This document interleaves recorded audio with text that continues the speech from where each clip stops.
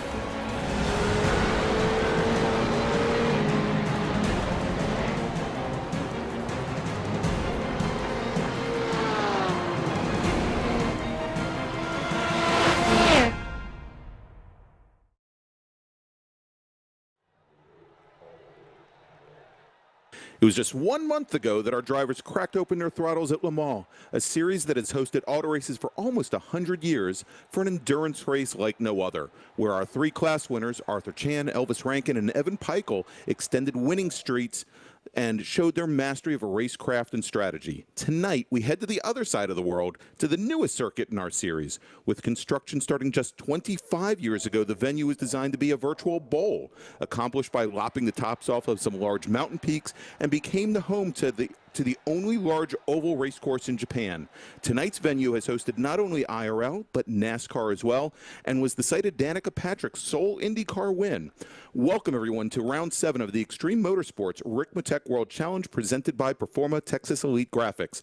This week, we descend upon Japan's Tochigi Prefecture and Motegi's 3-mile Grand Prix course. I'm Greg Ginsburg, and joining me in the announce booth, as always, is Larry McLeod with Apex Racing TV's Alex Simpson and Dennis Branch back behind the scenes. Well, first off, good evening, Larry. Good evening, Greg, and how are you?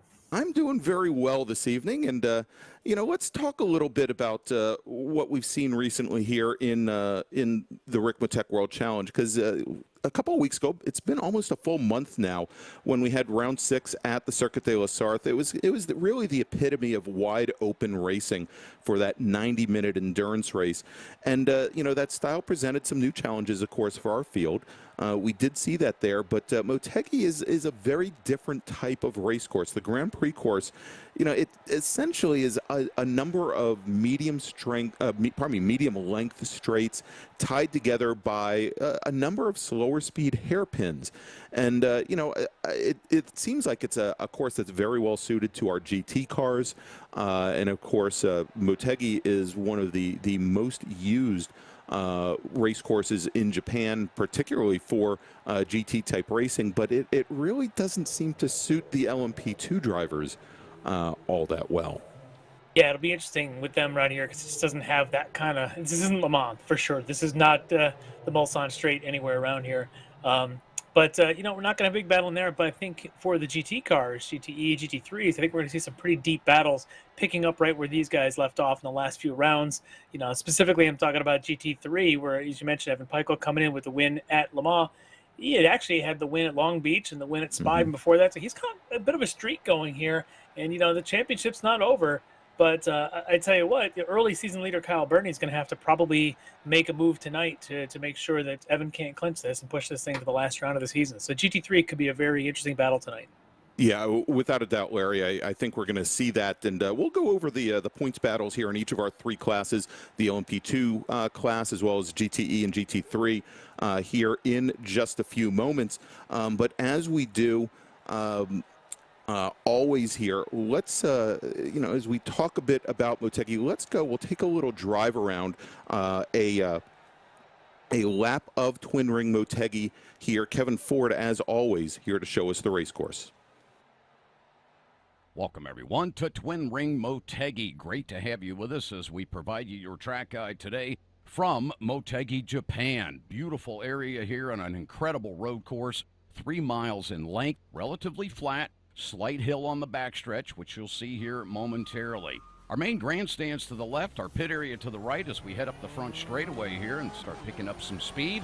We'll come across the stripe and head down into turn 1 Very tight entry here into turn 1, and it actually tightens up even more as you come out of turn 1 and into turn 2. You want to come right down to the apex, get a nice launch up into the second straightaway here.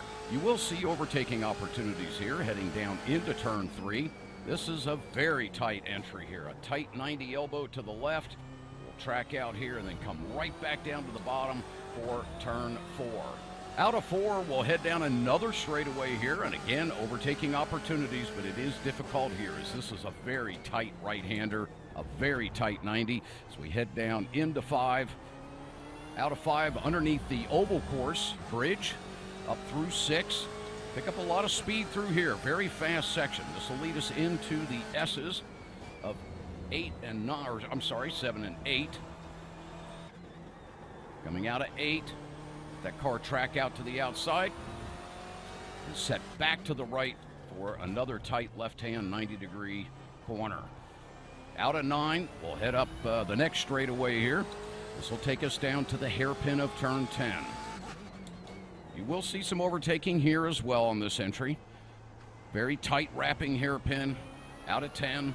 This will bring us up to the straightaway I was mentioning, the little hill climb here.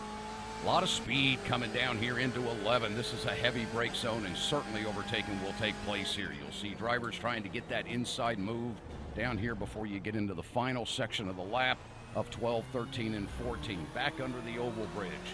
Around 12, you'll see the pit entry to the right there.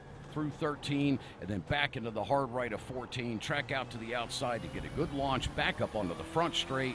There you go. There's your track guide for the beautiful twin ring Motegi. And we want to thank Kevin Ford for that track guide of Motegi. And as we come back to live action, actually, just finishing up the practice session here for our drivers. They're going to be heading out on track in just a few moments for their 15-minute qualifying session, Larry, where, as always, our drivers get 15 minutes to put in 4 laps. It is what we call lone qualifying, so it's as if the drivers have the course all to themselves. And as we saw during the practice session, both Mike Dam and Elvis Rankin very, very close, not only in times but also in position on track, seeming to try to get the measure of each other there during that practice session. Yeah, they were first and second among the GTEs in that practice session, but Elvis Rankin was actually quite a bit faster. Showing the pace that he's had pretty much all year long. He's kind of turning into a bit of a runaway here, and Mike Dam, being the competitor, is probably going to want to try and stay as close as he can, but not to look over his shoulder too much, because Jennifer McDonald, Travis Schwenke, Tony Kernan are all going to be right there in the mix, try and push Mike along a little bit. But really got to watch Elvis. He's had just tremendous pace this year, up and down at every track. It didn't seem to matter. They all suit his style by the scenes of it. Yeah, exactly. And so we were watching Elvis Rankin in the number 1 Apex Racing Team Porsche 911 right now, and he is our points leader in GTE. And so, Larry, why don't we go? We'll take a quick look back to May 10th. It seems like it's been shorter than that, but actually almost an entire month now since we last caught up with our Ricmotech World Challenge drivers, and they were at Le Mans for round number 6, and taking the win in GTE was Elvis Rankin. Took the 6th win, that's 6 in a row, all 6 rounds in his Apex Racing Team Porsche 911. Travis Schwenke, also in a 911, finished 2nd for Orion Racing, and Schwenke's teammate Robert Hartley finished on the last step of the podium, finished 3rd with Jennifer McDonald. A great run for her and her BMW, finishing in 4th, and then Andre Saunders also running in a BMW, finishing 5th. And if we go and we take a look at the point standings right now in GTE, pretty much the runaway leader right now by nature of running the table here, having 6 wins in 6 rounds, is Elvis Rankin in that number 1 Apex Racing Team Porsche 911. Mike Dam, who we were speaking about here just a few moments ago, back with 157 points, currently considerably further back in 2nd with Jennifer McDonald, partly on the strength of that run that she had just during the last round. She has her BMW M8 up to 3rd in the points with 151, and she is holding on to a meager 1-point advantage over Travis Schwenke in the Orion Racing machine in his Chevy Corvette. Just a few points back from there, we've got Tony Kernan, Jordy Fike as well. So things are very tight in GTE. Yeah, and Jennifer had that great run at the Long Beach a couple of rounds back, where Mike Dam ran into some troubles. Jennifer ran a very clean race that night, ended up a second spot up there on that podium, and that right now has got her up into the high positions there in the overall points. So she's looking to see if maybe this sort of maybe it's kind of a level playing field for a lot of the drivers who don't get much seat time on this track. Nobody's got a real advantage coming in. Maybe Jennifer can try and get a few more points and see how close to Mike she can get going into the last round. All right, so if we take a look at, well, actually, let's jump over to LMP2 here, where we only had 3 entrants at Le Mans. It was a little bit of a surprise to me, Larry, that it was really, the Dallara P2117's kind of the horse built for the course at the Circuit de la Sarthe. But Arthur Chan, he took the win in the number 50 Axon Driving Solutions machine. Finishing second was Brandon Whitworth, who we are showing on camera right now in his D2D iRacing machine. That's the number 42 car. And then Andrew List finished in third. And to say that the 2 D2D iRacing teammates made things interesting at Le Mans would be an understatement. Arthur Chan pretty much had the race locked up, but both List and Whitworth, it seemed as though neither one of them wanted to finish second at times.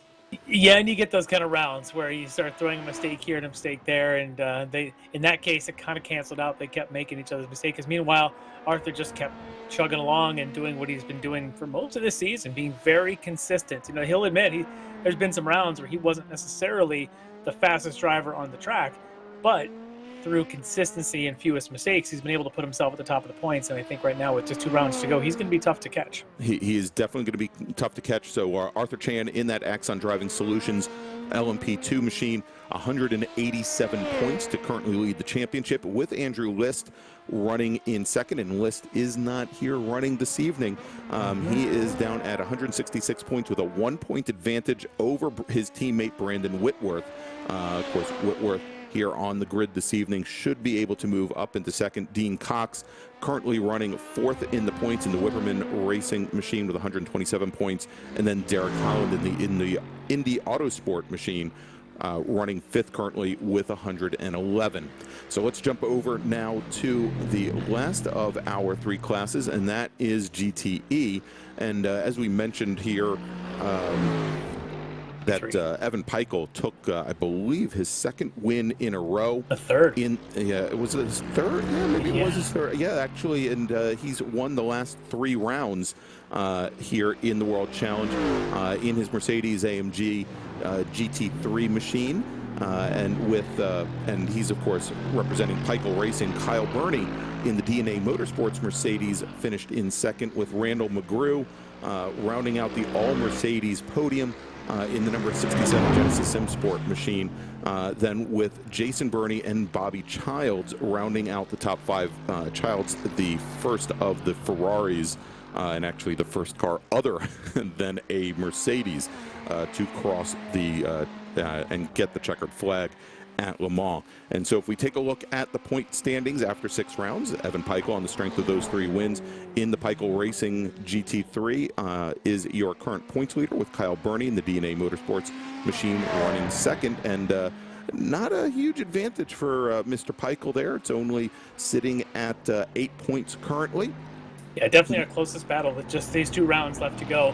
Peichel's been on a run, but Burney's been getting his 2nd places the last couple rounds. He would definitely love to flip that tonight and try and chip away at that, maybe have a shot going into the last round. But you look at Randall McGrew and Kevin Carlisle, they're back there fighting for the podium spot. McGrew, with a couple of wins, could potentially try and challenge for the front 2. So I don't think anything's here decided in the GT3 ranks. No, certainly not, Larry. And Kyle Burney trying his best in qualifying here. He is currently the fastest of our GT3 drivers on track at the moment, as we are now about halfway through that 15-minute session to set the grid for our 75-minute race tonight. And so you mentioned Randall McGrew. We had on track here and on camera for just a few moments there in that Eddie Van Halen guitar liveried Mercedes AMG GT3, currently running 3rd in the points, with Kevin Carlisle and Jason Burney rounding out the top 5. And actually, take a look right currently now, Burney and Chris Thorman are tied for 5th at the moment with 138 points. Not all that far clear of Jeff Jacobs, and I believe we're going to be talking to Chris Thorman in a few moments here as qualifying starts to wrap up. We'll bring him in and get some insight from one of the drivers on the grid. So just watching, we just saw Elvis Rankin come in for his 3rd of 4 laps as he went by to take over the top position there in the GTE. For a moment there, Mike Dam actually had the lead there by just a couple of thousandths. Now he's down about a 10th, as you can see on our ticker board there. So, but Mike Dam is in the pits with 2 laps to go, so he can come out, do an out lap, and do one more flyer. So I'm really curious what Mike Dam may be doing to his setup to try and lay down one good old flyer here and try and get himself up on pole. As of right now, on the front row, but 2 laps to go for him. Jennifer McDonald on her last lap, as we're on board with her right now. She's on her 4th lap, currently 3rd just on the inside of row 2. So obviously trying to solidify that, running pretty quick here, but seeing if she can maybe get up in the front row as well. There we go. All right, and for those of you watching at home, of course, we do have the 3 different classes out here and running, and great line there from Jennifer McDonald. You can see using all that the track there to set up for the final chicane coming onto the front straight. But with the 3 different classes, the way we can tell them apart, I think it's pretty easy to tell the LMP2 cars apart from our GT cars. But the GT3 class, our Mercedes-AMGs, the Ferraris, and the Lamborghini Huracans, you can pick them out. They will have the lime green windshield banners and mirrors on the car, and I believe also the end plates on their wings will also be in that lime green. And then the GTE machines, as we follow right now, and there's one of our GT3 drivers, that being Jeff Jacobs in the number 38 machine. But the GTE drivers are BMW M8s, like we just saw Jennifer McDonald in, the Porsche 911s, and also the Corvette C8s. They will have the red windshield banners, and there is Andre Saunders driving one of the BMWs right there. You can see the red windshield banners and mirrors, and also end plates on the rear wing. So that's how you can tell them apart as they race to the checker tonight. Watching Saunders right now, currently 6th in the GTE ranks. He's trying to chase down Tony Kernan, trying to jump him in the list right there. But Saunders with on his 3rd lap out of 4. Is this interesting track, though, like you mentioned on the outset, that it's kind of a bunch of short little straights with either a hairpin or a 90 is pretty much how this place lays out. Except for this little bit of S's that connects the outside of the oval section back to the infield section of the oval. They go underneath the oval section there. And very, very interesting track. Otherwise, fairly flat, really. Yeah. The short little uphill to the hairpin, a little, then right back down after the hairpin. It's the only spot of any kind of elevation change. This place is very, very flat. Yeah, not a lot of elevation, as you mentioned. A couple of the corners have a decent amount of camber in them. But not a lot in the way of track features to really help these cars around the course here. And you can see here is we're on board right now with Mike Dam. The number 93 machine is some of these corners. You can see there's a little bit of camber down at the apex to bend that car in. You mentioned off camera a little bit ago that you actually had the chance to drive this track a number of years ago. In not ideal conditions, I believe. No, and yeah, I was going to say for all the drivers, and like as Larry mentioned, he's got thousands and thousands of laps, I think, in Gran Turismo here at Twin Ring. I had the luck of actually driving the real-life Grand Prix course back in 2001. It was a great experience. A number of early owners of Honda S2000s made the trip over to Tokyo and to Japan. Got a great factory tour at the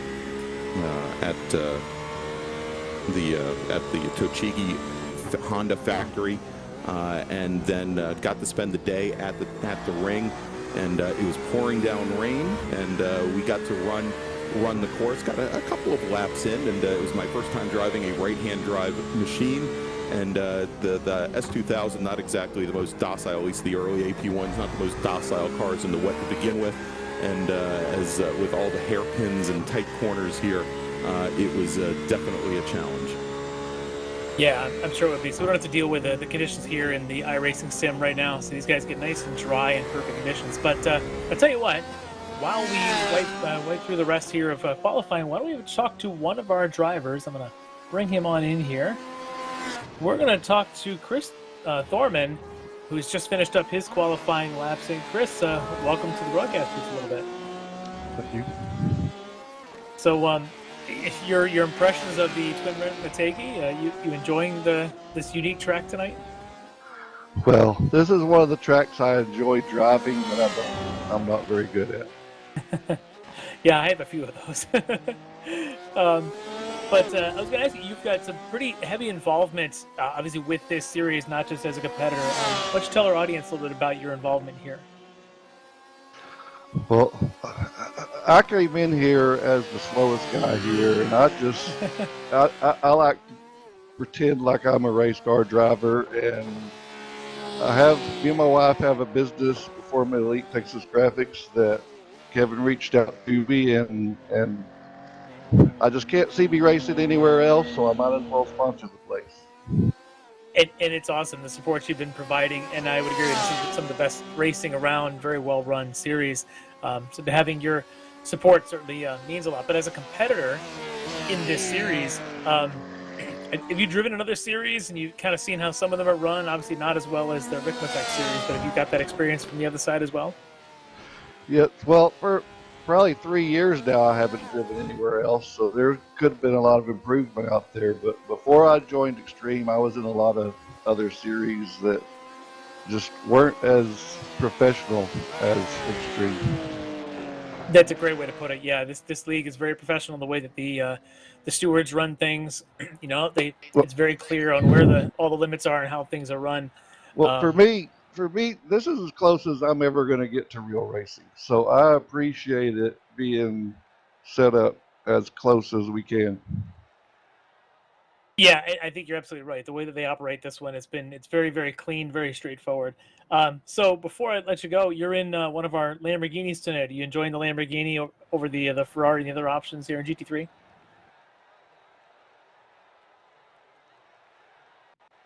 I lost you there. No, I was just I think you're actually about to go to grid, but I just want to get your impressions of the Lamborghini as one of the newer cars on the sim. I really enjoy it. It's a little tail happy, but it's really fun to drive to me. Yeah, it's getting some pretty good reviews. Well, I'll let you go and show us how much you enjoyed that Lamborghini here. I'll be looking forward to seeing you in the race. Thanks, sir. You have a great day.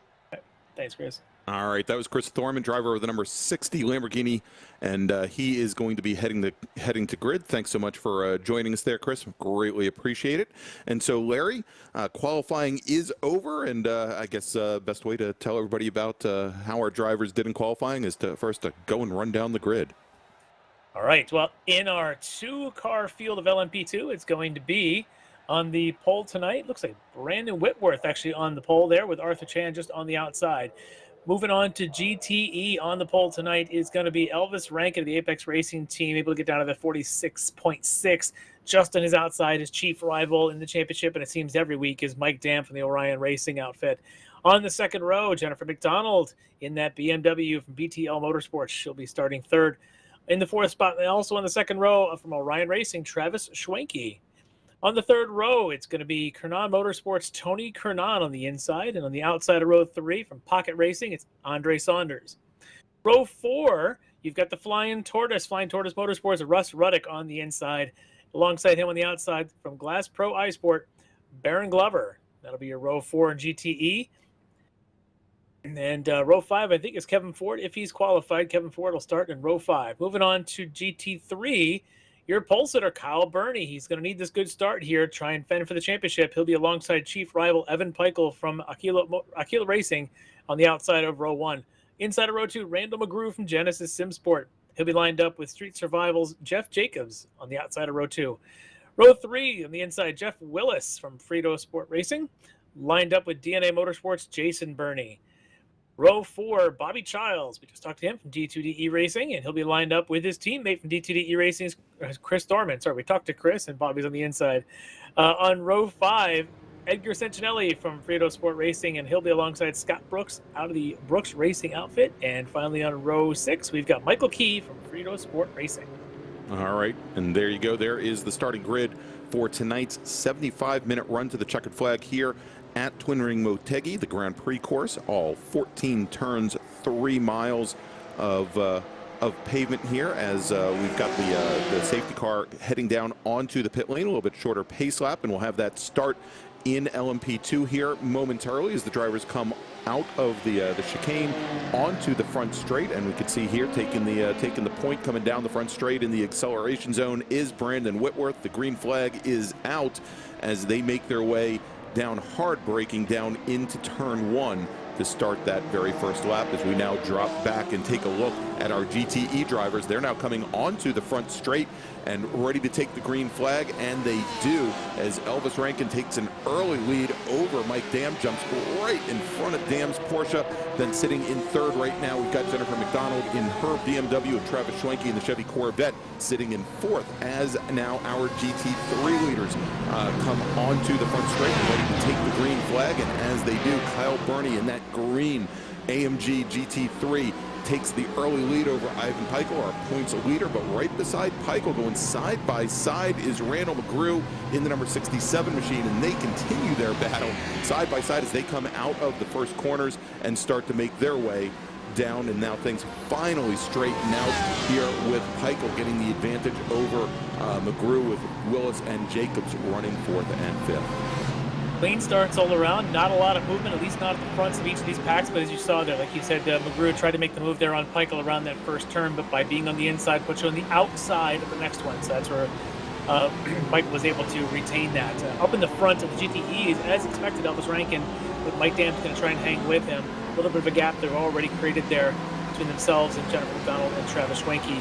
But as we are watching the split screen here, on the right you've got those GTEs we were just talking about. On the left you've got our GT3s. We've got our D2D iRacing teammates here. Right there's the number 88 of Ivan Childs. We'll take a look at Jeff Jacobs in that number 38. Just right now sitting in the 5th spot there in GT3. So it's going to be some tight racing early on as they kind of sort themselves out. Interested to see where they feel the passing zones get. I think around here typically it's going to be at that hairpin, but you may even see some passing through one if they can get a run off of that S's coming onto it. Yeah, exactly. There are a couple of very, very hard braking zones, just like turn 1, as we watch our GT3 machines start to make their way down towards the final corners to complete lap number 1, the only downhill section here that we have at Twin Ring Motegi, and things have really started to straighten out in both fields as we jump back over to our GTE action, where we've got Elvis Rankin in the number 1 Apex Racing team machine, and his main challenger in the championship right now, Mike Dam, in the number 93 machine right back behind him, just a couple of car lengths back, with then Jennifer McDonald already about a second and a half back or so in her BMW, with Travis Schwenke hot on her heels. He's keeping pace though pretty well with Mike Dam right now. As you'd seen also earlier, with like Elvis was trying to break a little bit of draft with a little bit of the old S driving down the front straightaway. Didn't really do too much, although he's any little bit he can get, he's going to try and get away from and pull ahead out of that draft. But Jennifer doing a pretty good job as well, staying right in line with Mike Dam there for that second and third spot. I'm also keeping an eye on Tony Kernan pressuring Travis Schwenke, Kernan in the Porsche and Schwenke in the Corvette. So trying to see if Kernan's going to make an early move. We usually see he's one of the more active drivers. Typically does make some moves throughout the race, and he's already filling mirrors of Travis Schwenke in front of him. Yeah, and so, you know, to close things up just a little bit here in the championship, and we see this at each and every one of the different race courses that we race at the World Challenge, we do have balance of power adjustments that get made to the cars. And for this round here at Twin Ring Motegi, they've actually removed about 10 kilograms of weight from the Chevy Corvettes, and they've added 15 kilograms to the Porsches.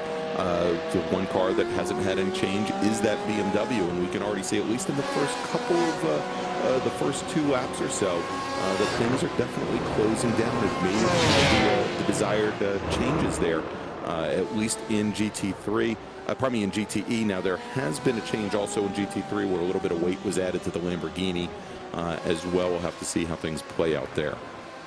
Yeah, that's interesting in GT3s. It's been the Mercedes that has been kind of the dominant car there, but those drivers who drive those have been so good.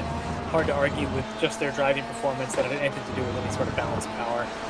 But looking here between the battle of add some weight to Porsche and take some, and don't add any, or I guess take away some from the Corvette, may have hampered a little bit Tony Cardon's ability to stick with Travis Schwenke now in that Corvette. Yeah, that definitely could be the case. Now you also notice that it looks a little dark out there at the ring today. Race is starting at about. We're showing the race is starting at about real time about 4 p.m. At the ring, and weather conditions are similar to what they would be there, and we can see the headlights are on all the cars here, and a little dark. We'll have to see how things play out here. If visibility gets to be an issue for our drivers towards the end of the 75-minute race. Yeah, it could be. Although it's the land of the rising sun, it's also the land of the early setting sun in certain parts of the year. So you could see a little bit of sundown before we get to the end of it tonight. And we've got the onboard there from Bobby Childs. Bobby right there driving in that Ferrari in GT3. Trying to stick with... He's got the Ferrari wheel and everything, it looks like. He does. I think Bobby's driving from the car in his driveway or something there. We're getting the helmet cam view here with his 3-screen setup. Fascinating view to see that, because I also use a 3-screen setup in my rig. I don't have a Ferrari wheel, but that's a very nice setup there that I'm sure he's gone to Ricmotech and ordered all the accessories. He's got the button box and everything else. It looks really good to have all that for Bobby out here. All right, we can see here is that our GT3 drivers have just crossed the line. Most of our GT3 leaders, very similar lap times right up at the front of the field, as Kyle Burney in the number 33. Mercedes continues to lead that pack with Evan Peichel, our current points leader, running in second. Randall McGrew in third. Jeff Willis in fourth. And a matter of fact, it is all Mercedes all the way back to sixth position in GT3, with Bobby Childs, the very first non-Mercedes driver in that number 88 Ferrari. Very good start for Kyle Burney there, trying to stay ahead of his chief rival Peichel, who right now has the points lead. So this is what Burney needs here. Is he needs a really strong start, needs to get out and then have a clean pit stop later on in the race. He needs this win to really push this to the final round of the series coming up in a couple of weeks. So this is exactly going to his script if he had one. Just now needs to make sure he conserves enough fuel and get a good stop, while Peichel behind, still fighting with McGrew behind him. So Peichel not out to the start he was hoping for, but coming up with 3 wins, he's just looking to get max points. All right, and they're completing lap number 4. We just saw Kyle Burney crossing the stripe with about a 10-car length advantage. Let's jump back over now to the battle for the lead in GTE, with Elvis Rankin and Mike Dam nose to tail as they now come through here. And we've seen this many a time, and there once again Elvis Rankin trying to break the draft, going down the front straight. Hard under braking. Oh no! And it looks like Mike Dam gets into Elvis Rankin, and Rankin now. I would not be surprised if we go yellow. Let's see what the stewards do. Is he's going to try and flip him back over, and successfully does. Hey, that's better than any emergency services team I've seen in quite some time. As Elvis Rankin and Mike Dam trying to get back underway now. Dam there waiting for Rankin to go by, but that will move Jennifer McDonald in the number 99 BMW up into the lead, with Schwenke second, Tony Kernan currently running third, with Saunders in fourth. Let's take a look at this again. I was just going to say he was getting awfully racy there with him, but unfortunately for him, got a little bit too racy going into that hard right-hander. That was hopefully we'll get to see, of course, the view that we had from the bumper cam. There wasn't, I guess we saw all the way into the dashboard there. But let's take a look here. We haven't checked in with them since the start. This is the battle for the lead in LMP2 with Whitworth and Chan. As we can see, those two drivers trying to make their way around some slower traffic there. Brandon Whitworth in the number 42 machine, Chan in the number 50. Chan currently leading in the points in the Axon Driving Solutions machine.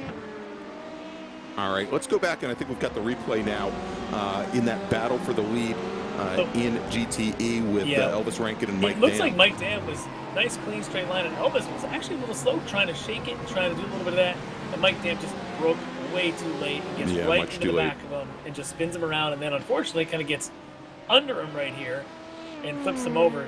But in the sportsmanship kind of thing, let's flip him back on his wheels, put the turtle back in the woods, which he does right here, and we're able to keep going. But that, for the two of them, really that hurts Mike Dam more than it does Elvis. I know Elvis takes him out of the lead, but coming in with a string of 6 for 6 wins, Elvis doesn't exactly need to finish up front where Mike Dam does. He absolutely did with the points differential between those two drivers. It was critical that Dam finish ahead of Elvis Rankin, and by a number of positions. Again, the difference between those two drivers over 30 points. And there you can see they've assessed the drive-through penalty for Mike Dam for his responsibility for that incident. So he'll have to serve that drive-through here, not his pit stop, a separate drive-through. But with all that said, we have a new leader in GTE, as you briefly mentioned there a minute ago, was Jennifer McDonald now about a 3-second advantage over Travis Schwenke and Tony Kernan back there. And with the way that Kernan and Schwenke have been battling, Jennifer can just kind of put her head down and just start driving. As she's been very consistent this season, but with Elvis and Mike now out of the way, kind of keep her eyes on Jennifer to see, can she just continue to mosey along and just lay down the pace and not have to worry about what's going on behind her. You know, it's, we were just watching, and here we go, as our LMP2 drivers continue to try to make their way through traffic, trying to make do with the I guess was that Jeff Jacobs' machine at number 38. They were just getting by there with Whitworth and Chan running very similar lap times, and margin right now only about 0.6 of a second, probably a little bit less than that, as they come onto the front straight to complete lap number 7. Yeah, they're really catching the back of this pack early. Not the biggest field tonight, obviously with only 2 LMP2s, but we've only got about 22 cars or so out there. But oh no, and more contact with a backmarker GT3.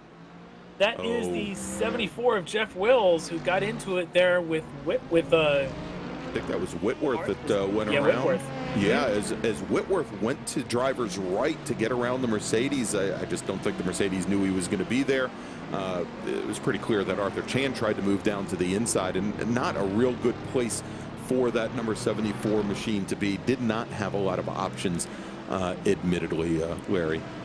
No, he didn't at all, and it doesn't look like a ton of damage there for Whitworth, so we'll see if he's able to continue. It's one of those where the passing car has that responsibility to make the pass cleanly. I don't know that that was the best spot to try and go on the outside for Whitworth there. I don't think he left Jeff Wills with much option, and well, we'll see what the stewards have to say. They may look at it differently and have more camera angles than we do. Yeah, exactly. And so as you saw there, that incident is under review, and as soon as we find out more, we'll let you know. But right now, Brandon Whitworth has almost a full minute that he needs to make up, I believe, on Arthur Chan. A little bit less than a minute. He lost a lot of time in that exchange. So here we've got Jason Burney now on the heels of Jeff Jacobs. And as those 2 LMP2s sort of made their way through the traffic, it kind of slowed some of these guys up, and I think it may have hurt Jeff a little bit. Obviously, it hurt Jeff Wills, but here with Jeff Jacobs as well, leaving Burney right on his tail. He's got Burney on his tail, and almost a 3-second gap up to next car in line as they come out onto the front straight here, nose to tail, and just a little bit back from there. We've got, I believe, Bobby Childs looking to get into the game as well, and there we go, almost side by side going down into turn 1. And this is the other straight. This is the straight from the hairpin with the other pits that are available at the site. So this is kind of like another one of those. Is it front straight, back straight? You know, whatever this is, it's the hairpin downhill straight where Jeff's just got a mirror full. And not only does he have Burney there, he's got Bobby Childs not that far back, as you can see that Ferrari lurking behind these 2 Mercedes.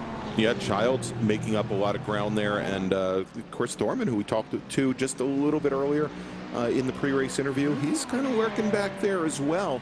That is the battle right now for 4th, so just off the podium in GT3. There's Chris. I go back to this battle of now was Kernan on the back of Schwenke, but now it looks like he's kind of lost a little bit of ground. And now he's got Andre Saunders in one of the BMWs all over the back of Tony Kernan. this is very interesting because these guys have very different cars. Porsche a little lighter, the BMW a lot more powerful. I wonder if that BMW tonight has just got the scoots to be able to go from corner to corner. It does. And Larry, the last time we checked in with our GTE leaders, our leader had been Jennifer McDonald in the number 99 BMW, and I think we talked about all she needed to do was keep her head down, run consistent laps, and well, she is now sitting back in 4th position. She has not taken a pit stop, so something may have happened there on track for Ms. McDonald, but she is now sitting, trying to make her way back up to Saunders and Kernan, currently running 2nd and 3rd.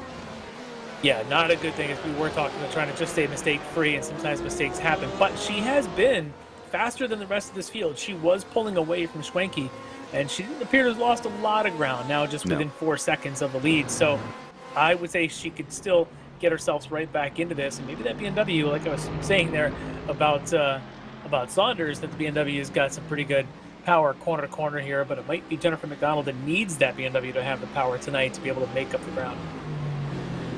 All right, and we jump back to the battle for 4th in GT3. Jeff Jacobs and Jason Burney, the two Mercedes-AMG GT3s. Not to be confused with Kyle Burney, who's still leading the GT3s.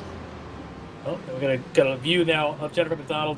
It's that hairpin, it's that tight hairpin, and the back end just goes around through the gravel trap.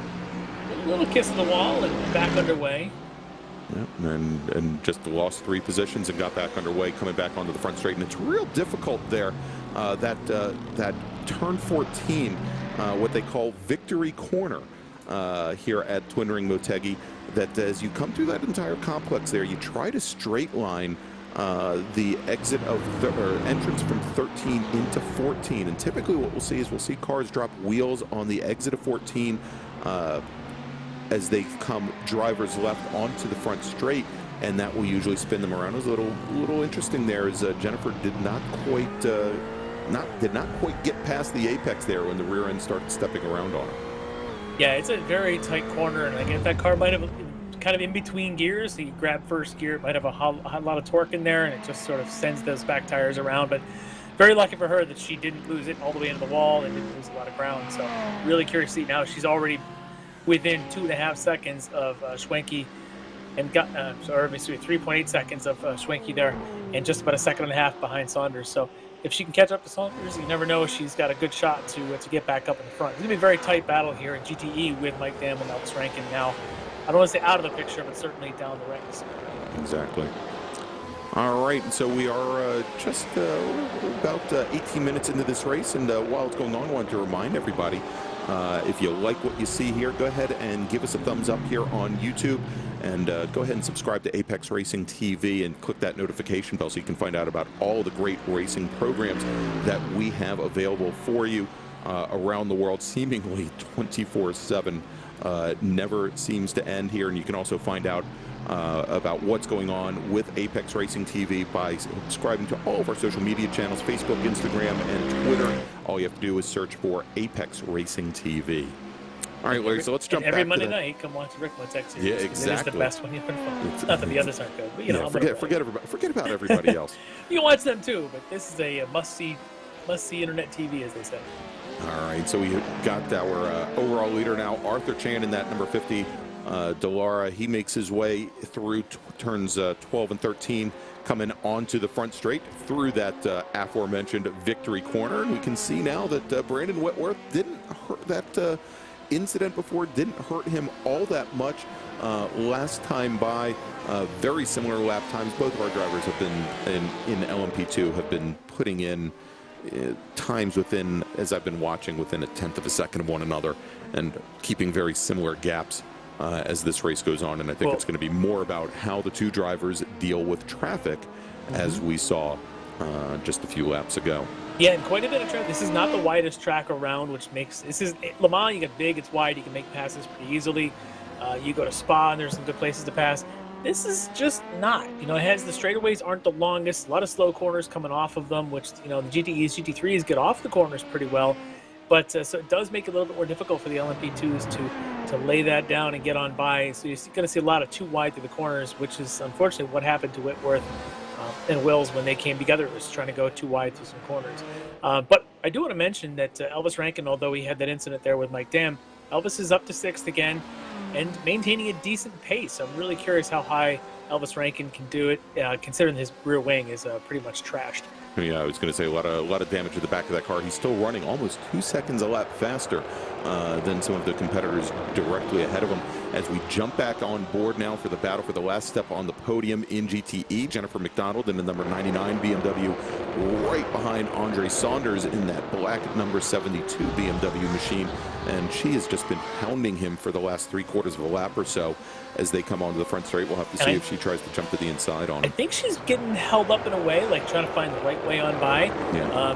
You know, it's tough sometimes to follow a car with any kind of arrow, even if a GTE type arrow through the corners. But, you know, look at her gap. She's now 4.5 seconds down from Schwenke out in front. She was about 3.6, so she's lost almost a full second of ground.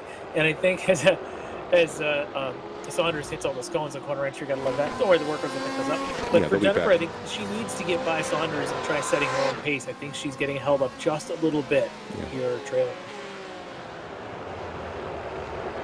But it's a tough place to pass. You know, maybe the best place to pass might be the corner that's bit her already, which is that hairpin curve down there. She's probably gonna have to get brave and go in there and see if she can make it stick. But to do it, you gotta be on the tail. Yeah, you've got to be on there. You got to poke inside, make yourself known early, and just get on the binders very hard. You know, we saw in watching the track guide with Kevin Ford as he used this chassis here, the BMW M car, that a lot of second gear corners here at Motegi. And you know, when you're bringing the car down to such a slow speed there, it's really very difficult to just throw the car underneath somebody else and do an over-under on them, that you're really relying on, you know, on torque to get you through as opposed to speed. There are a couple of corners here, higher speed corners that you may be able to get the car positioned if you can get up beside them. But again, it's a very, very tough battle here as we jump back now to the battle for 5th in GTE. Elvis Rankin, our current season points leader, with that very seriously damaged Porsche 911 coming up right onto the back of Russ Ruddock's Chevy Corvette. Yeah, he's got to try and get by him going down the front straight here once they get through this victory corner.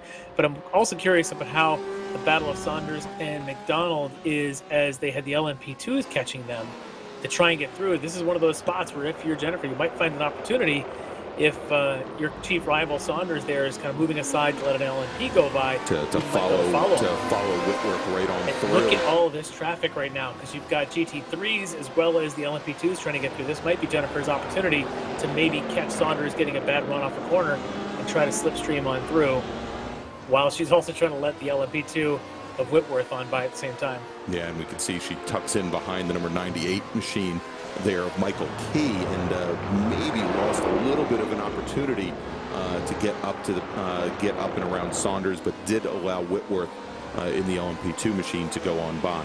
It's a tough place to pass. It's just the straightaways aren't always long enough. In fact, the longest straightaway here, I think, is that downhill straight from the turn 10 hairpin all the way down to that hard right-hander at turn 11.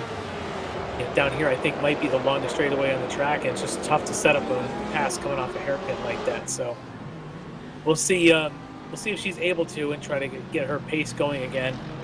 While we flip back over here to this battle, Jason Burney and Bobby Childs, and just ahead of them is Jeff Jacobs, who'd opened up just a little bit ground on Burney in the last couple of laps. We had seen the two Mercedes nose to tail pretty much from the start of the race, and looks like Jeff Jacobs has now opened up at least a little, given himself a little bit of breathing room there, Larry. He can at least take short breaths. He's got a little bit, but Bobby Childs looking pretty racy here with Jason Burney in front of him. I think he's liking the way that Ferrari can brake and turn in. The Mercedes, though, has got some pretty good top-end power, which makes it tough to make that pass. But I think that Ferrari is pretty good on turn in. As long as he can get the power down coming out, maybe he'll have a shot. As we're on board now with Bobby. Back to his driveway there with his 488, right? Yep. You can see how close he can really get close on turn in, but as he gets to the straightaway sections, that Mercedes just got so much power. It does.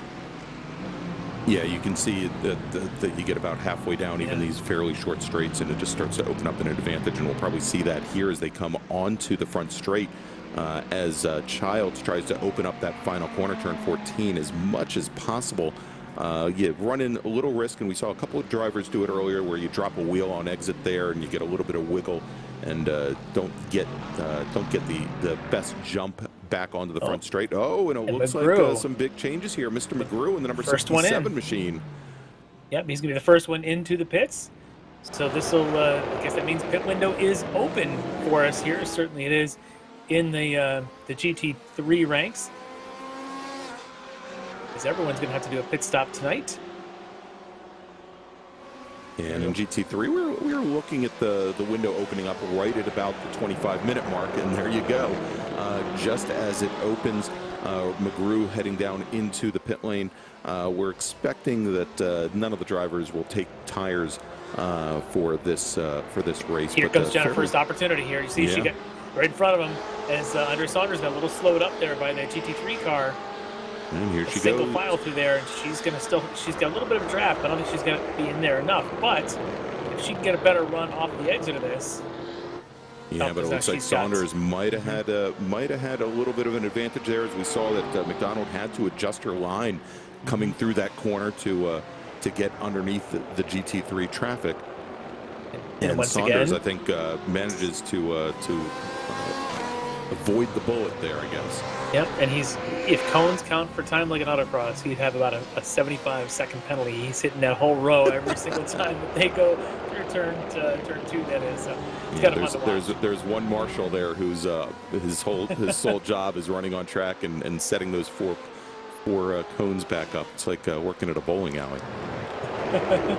All right, we'll take Elvis Rankin had come into the pit lane and has just now gone back out. So he as well took a fairly early pit stop, as did, I think we mentioned, McGrew came in GT3, as did Jeff Wills.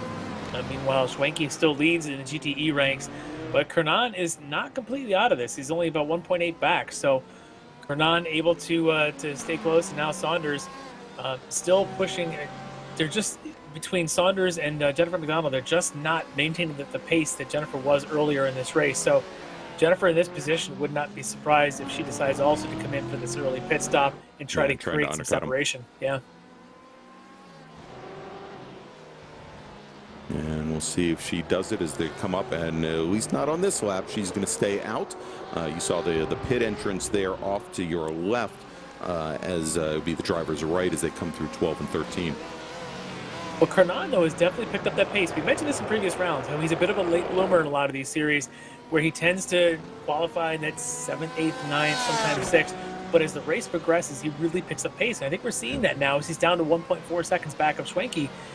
Kernan really, the first lap or two, he sort of looked like he'd make a move, but then he kind of fell back. I think now he's getting into his rhythm and starting to really smell blood out in front of him and thinking maybe he's got a shot. Now, if he gets too close, he may be also one to come in for that undercut move. But right now, he's definitely got probably the quickest pace in all of GTE. Yeah, in the last couple of laps, he's been running about a tenth to 1500ths of a second faster than our leader, Travis Schwenke, in that Chevy Corvette. In fact, his last lap, he was a full second faster, and he set his personal best lap on that last lap. So, yeah, Tony's got some serious pace right now, and he's now almost within draft zone of Travis Schwenke out in front of him. As Jennifer McDonald still working through, trying to get around Randall McGrew. Able to successfully get on by. But seemingly McDonald is getting caught out by traffic. Seemingly at every lap, where she gets right back up to Saunders and then has to deal with a GT3 car, usually at the apex of one of these slower corners, that ends up slowing her exit speed and dropping her back another couple car lengths. But she'll try to make her way back up.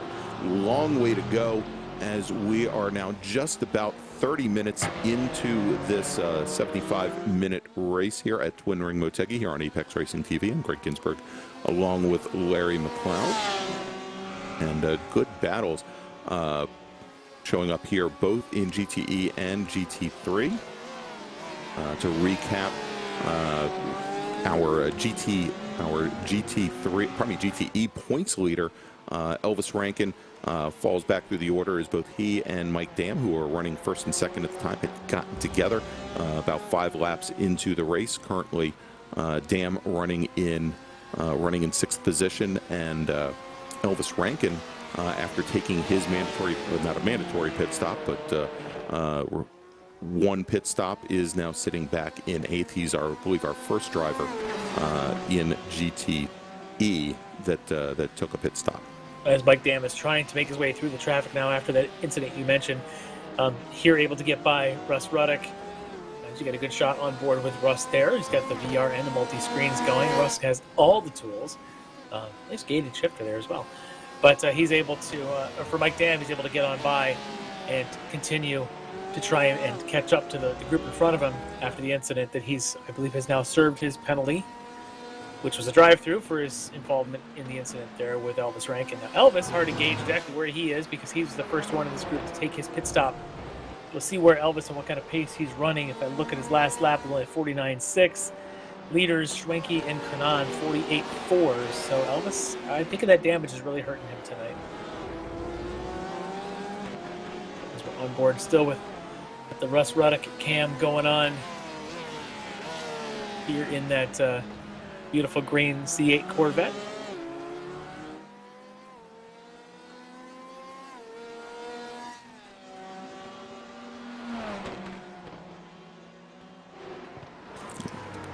All right, let's jump back over to the battle for third right now in GTE, the battle of the 2 BMWs. We've got Andre Saunders and Jennifer McDonald. And once again, McDonald having to make her way through some GT3 traffic right at one of these slow corners as they now, hey, look, Saunders didn't knock out half the cones that time. I think they just put cement in them or something. But Jennifer McDonald now, about as close as she's been, just having trouble finding that spot to make the move. And maybe one of these where she's going to have to, through some of these faster curves, either coming off of turn 6 or maybe through the 7-8, really be right up on the tail and try and push Andre Saunders into a bad line.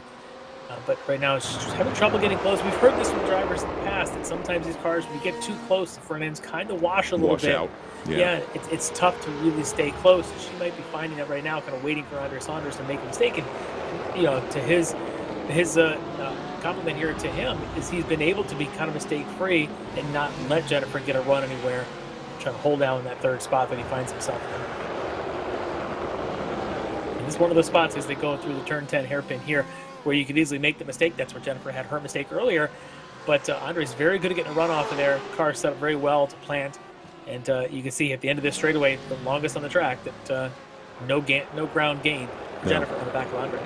No, keeping a similar position as they come down into the final chicanes here.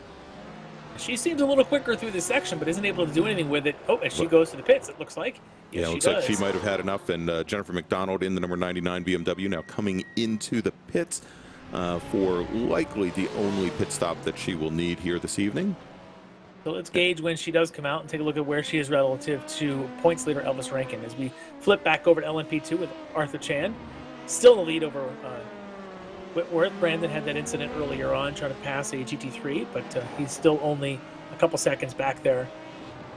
But yeah, Arthur just kind of Chan lurking. You can see him in the little bit further back in the view as Jennifer McDonald now making her way out of the pits, and looks like the pit time about 13 seconds, about 13 1/3 seconds, with another close to 25-second transit time there, and a couple seconds faster than Elvis Rankin's on pit lane for that matter.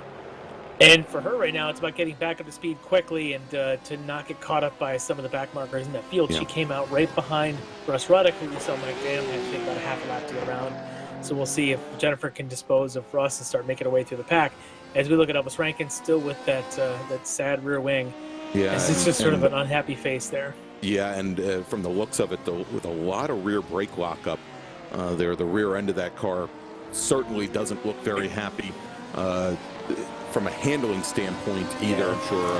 I think he's missing, there may be damage to the alignment, but also missing a little bit of that downforce. The back end makes it really tough on the braking. So he's just salvaging what he can. But again, coming in with 6 wins out of 6 races, not the worst thing for him in the world as a result. Schwenke, your leader in GTE, now pitting though, and this will be interesting. Where does Schwenke, how quickly can he do his pit stop, and where does he come out relative to Jennifer McDonald? We saw Jennifer had a very short 13-second stop. Schwenke's going to have to match that to hold the lead. His lead was about 4.5 to 5 seconds over her.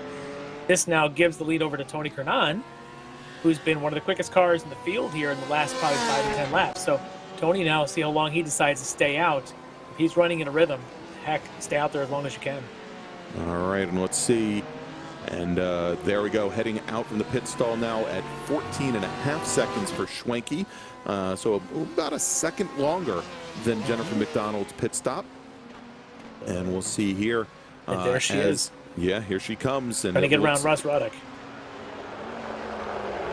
If she can make her way around Ruddock here on this back straight from 1 up to 2, does not want to lose any ground. If she can to Schwenke. She's got the inside, but not able to quite get not the quite run. close enough. Well, he thought about it. A little bit of indecisiveness there. And this is where she's got to be careful now. But this is where she loses ground. She's just not as efficient through traffic as her competition's been. We saw how fast someone like Mike Dan was able to dispose of Russ Ruddock. Jennifer needs to do the same thing if she wants to be able to win this race. She's going to have to get by and start getting on with the speed that she had early in the race to try and make sure that Schwenke doesn't pull away. Yeah, and to put things in perspective right now, and of course she's got a little bit of tire wear as well, but she is running 5 seconds off of her fastest lap time right now. So definitely losing some ground here, sitting behind Ruddock as she's going to try to sneak underneath Ruddock now, going into the corner. There you go, and she finally gets it done. So yeah, that's very important for her because now she can really just set her sights on Schwenke out in front until Kernan decides to make his stops, because he'll be the other one that she's going to have to worry about, of course, in addition to Andre Saunders, whenever he decides to pit. So those two could slot between them, or it could be kind of a mix at either end of this. But now that Jennifer's able to get by Ruddock, she's got clean track. And we saw what she did with clean track early in the race. She was putting out some very fast time. She's got to get back to that right now. Yeah, and so she's now sitting about 7.5 seconds back from the driver just ahead, Travis Schwenke in the Chevy Corvette, who was our leader going into these pit stop cycles. Yeah, she lost a lot of ground on that lap alone. As you mentioned, she was running a couple seconds off her pace. That last lap, a 150, and she had been running down in the 48s. 48s, yeah. Yeah, so another 2 seconds lost. So as we switch back over to the GT3s, Kyle Burney's still leading the way, pulling away still from Evan Peichel and the rest of that field. He is yet to take his stop, but just laying down laps, just hitting marks. And not having to contend with a lot of traffic as he makes his way through the last couple of corners here to complete lap number 22. And the car gets faster. You see that little purple lap time there on lap 19, his last time by, his quickest lap of the race. So he's not slowing down by at all. He wants to just lay this down and make sure that there's no question that he's going to have this race. You can just see Evan Peichel just coming onto the front straight as Kyle Burney turns into turn 1. And for Burney, he is just flying around this place right now. He certainly is. All right, so Larry, we're just about halfway through the 75-minute battle here at Twin Ring Motegi. Let's take a quick break to thank our great sponsors here. You are watching the Extreme Motorsports Ricmotech World Challenge presented by Performance Texas Elite Graphics. From Twin Ring Motegi, we'll be back here in just a few moments.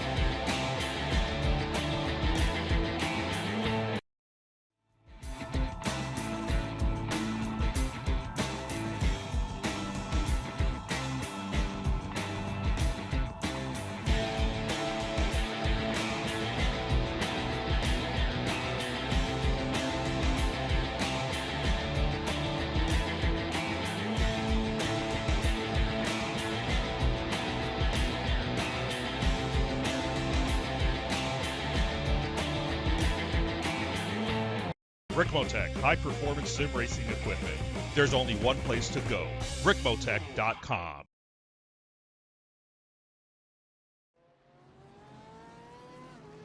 All right, and we are back here at Twin Ring Motegi for the Extreme Motorsports Ricmotech World Challenge. I'm Greg Ginsberg along with Larry McLeod. And Larry, during our commercial break, there are lots of drivers starting to work their way down the pits for their fuel loads here. We saw here just now leaving the pits our two LMP2 battlers, Arthur Chan and Brandon Whitworth, coming out as Whitworth tries to make up some ground on Chan in the pits. It went the other way, though, didn't it? Yeah. Chan had about a second or so advantage in the pits, so even more work for Brandon Whitworth to do here tonight. All right, we're seeing more of our drivers in the GT cars making their way down the pit lane as well. Some additional drivers that have gone through, Bobby Childs and Jeff Wills in GT3. I believe Russ Ruddock in his Chevy Corvette in GTE has taken to the pit lane as well. And we already knew that Travis Schwenke and Jennifer McDonald had as well. We're waiting to see here what will happen when Tony Kernan and Andre Saunders head back in. But should note right now that Mike Dam, who was in that early incident with Elvis Rankin, he is now sitting up in third, but he has not taken a pit stop yet, required a pit stop. He simply had his drive-through penalty. He hasn't actually stopped for them yet, so when he does, expect him to drop back. But the ones really going to watch are going to be Kernan with about that 7-second advantage on Saunders right now, but Kernan to Schwenke is 31 seconds, so I don't know if that's going to be enough to make that jump. And then you go another 6 seconds back or so to where Jennifer McDonald is. So Kernan could find himself right back in that spot here when he comes back out. But for Saunders, I don't know if he's going to be able to stay ahead of Jennifer McDonald, because that's where he was when she came into her pit stop. Yeah, exactly. I mean, we've been seeing that the transit times, pits basically from entering the pit lane to leaving the pit lane, somewhere between 40 and 42 seconds. So that 37-second advantage, I think that you were speaking about with Kernan, probably not going to be enough to hold up. And we'll have to see where Saunders ends up in relation to McDonald, whether or not he can leapfrog her in the pits. Just looking at the last couple laps, Saunders just did a 49.9 to McDonald's 48.8. So McDonald definitely taking ground out of whatever she was trailing Saunders. Saunders just did a 48.5. But those kind of laps where you lose a full second on this undercut overcut scenario, those are the ones that tend to hurt you for the track position. Meanwhile, Tony Kernan just did his personal best of the race, 48.05. So he has definitely got the pace right now. Mike Dam is the fastest car in the field on track in the GTEs, but as we mentioned, he still has to make his stop after doing his drive-through earlier. But Tony Kernan now really kind of in control. He just needs to get some more laps in and make sure he extends it enough to come out in front of Schwenke. It is going to be close, that 40-some second delta.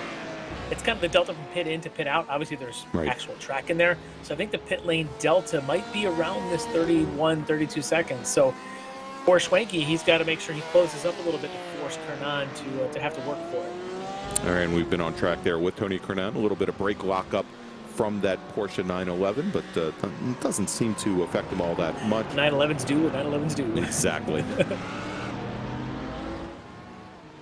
As McGrew now on the back of that number 57 Edgar Sancinelli. This is the battle for 6th in the GT3s. With Jennifer McDonald kind of working right back behind them, no doubt looking for a way to make her way around two cars. We saw a little bit earlier where she, some of these drivers, I guess, deferred to them a little bit, maybe a little bit too much, and you can see now she gets all bottled up between those two GT3 drivers going side by side.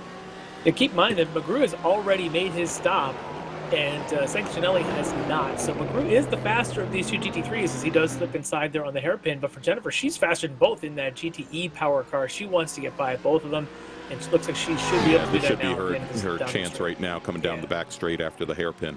Yep, and then a little downhill. And that BMW has definitely got the strongest legs, certainly a lot stronger than GT3 would have. So she just needs to continue to put these laps down and try and make sure that that gap, certainly to Saunders, but she would really like to have the gap to Kernan be a little bit closer than 40 seconds like it is right now. Gonna be close, I think, between Saunders and McDonald whenever Andre Saunders comes in for his stop. Jennifer now needs to go out and turn a couple of 38 laps in the 138s to be able to try and hang on to it. Meanwhile, Andre Saunders just did a 148. 148, yeah. Yeah, Andre Saunders is turning around the mid to high 149s. So if Jennifer can clip a 148 in this, she could maybe give herself a chance to stay ahead of Saunders when it comes to the pits for what could end up being a podium finish. Yeah, now that they both have some open track, we'll see how things play out here. And we would expect that Andre Saunders would be coming down in to take his pit stop here rather soon, as we're getting towards the end of that pit window for the GT3 machines in order to actually be able to finish the race here. Kernan's going to stay out a little longer as well, as he hasn't stopped yet either. As we'll see if Saunders decides to stay right and go in. Nope, he's going to stay out turn another lap. So these two leaders, I think Kernan, he's in a rhythm, doesn't want to stop and break that rhythm. For Saunders, maybe it's the case of clear track. You know, clear track's tough to come by. If you can get a couple more laps in clear track, it means a lot more than trying to come into the pits yet. Yeah, now, we think that he should be able to pull off at least another 8 to 9 minutes on a full fuel load. So he definitely has some time here. It's just a question of diminishing returns, whether or not he's going to lose ground. Although maybe with a lower fuel load, he might be able to open up a little bit more.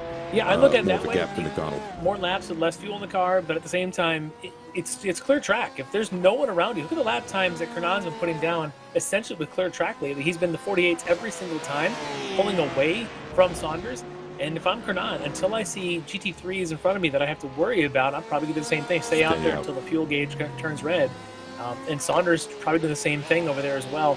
It's all about traffic management tonight, which it goes in bursts. So right now it's clear, but in a couple of laps, or if you pit too early, you can get caught. Get caught again, exactly. And that's what happened to Jennifer McDonald. She struggled tonight in that traffic scenario, and just every time she would do something different, she got stuck in traffic again. So she now has that opportunity for clear track and trying to put the most to it. Her last lap, 48.5. So as I mentioned, she's able to do it, but she needs that clear track. And right now she's got it. All right, coming down the pit lane now, we've got Scott Brooks in the number 94 Ferrari. Our GT3 entries. Goes right in front of Michael Key. As there he is, Tony Kernan, your leader in GTE, now in. Let's watch that delta to Travis Schwenke, who had the lead before he stopped. I don't know if Schwenke's close enough. See what happens to Kernan here when he finally does come to stop, and they'll be watching. Saunders just went by to assume the lead for Andre Saunders. Go with clear track, but let's watch Kernan stop.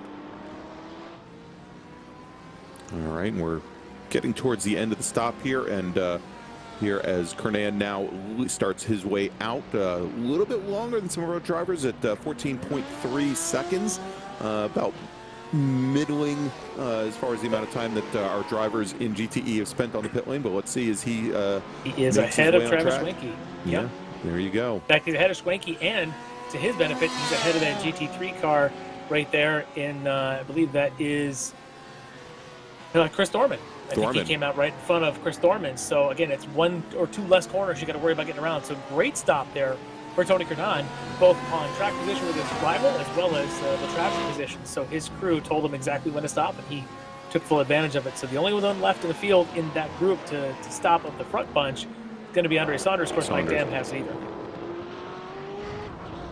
So when Mike Dam and Saunders do, it should be enough for Kernan to resume the lead. Schwenke will be close. Jennifer McDonald to Saunders is going to be very tight at that 30-second gap right now. All right, coming out of the hairpin there. Had the rear end step out just a little bit. I guess with the fuel load getting a little lighter, takes a little bit more patience on the throttle coming out of some of these very tight corners. In these kind of races, when I do that, when I feel the car do a twitch like that, I know I got to come for a stop. I realize I'm out of rhythm. I'm thinking about it too much, and then I just go into the pits and just get the fuel fill done. Rather than pushing it, because sometimes you You go 9 tenths, 9.5 tenths, 9.9 tenths. You go 10 tenths. You go, wow, that was great. Let me try a little more. Suddenly you find 11 tenths and you're facing backwards. Good time to come to the stop when you know you've laid down your 10 tenths. Just come in and reset. All right, so there we go. We were watching Tony Kernan in the number 7 Porsche 911, currently running 3rd in GTE. We suspect that once Saunders and Mike Dam complete their pit cycles, that Kernan will move up to the lead. And Jennifer McDonald had the lead early just after the Mike Dam and Elvis Rankin incident. Had her own spin at the hairpin.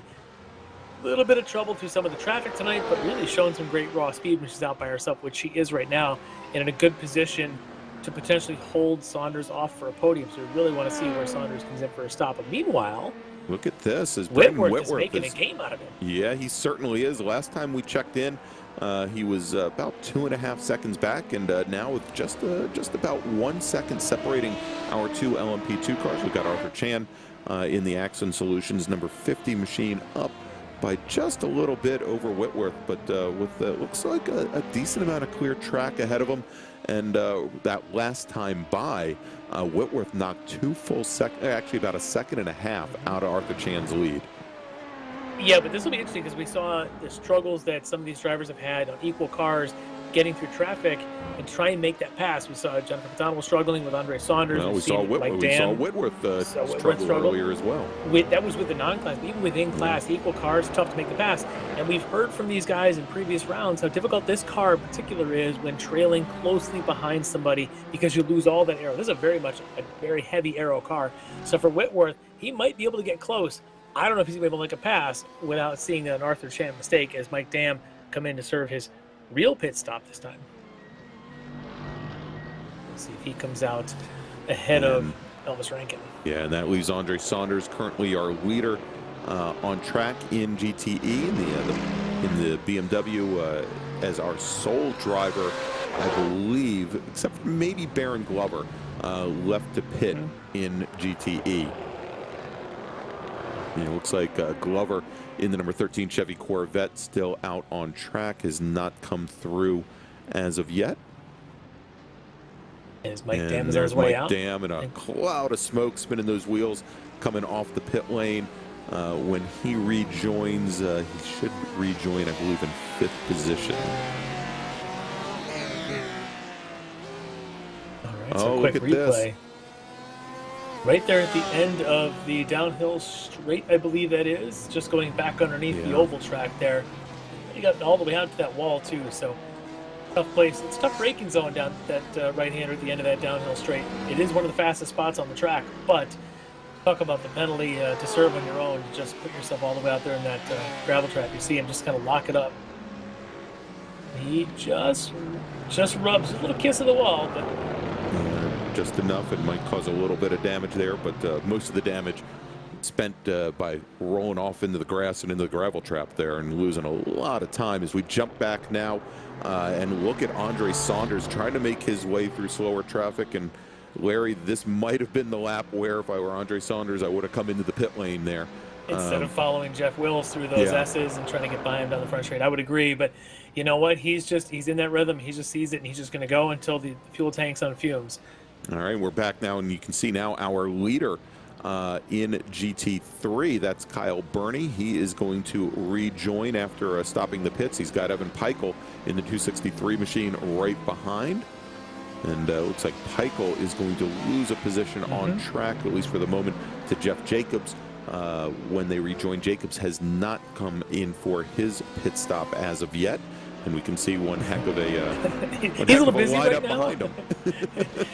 Gonna send that one to voicemail. He's a little too busy to answer that call because right now he's got his LMP2 in front, behind. I think there's a GTE then behind there.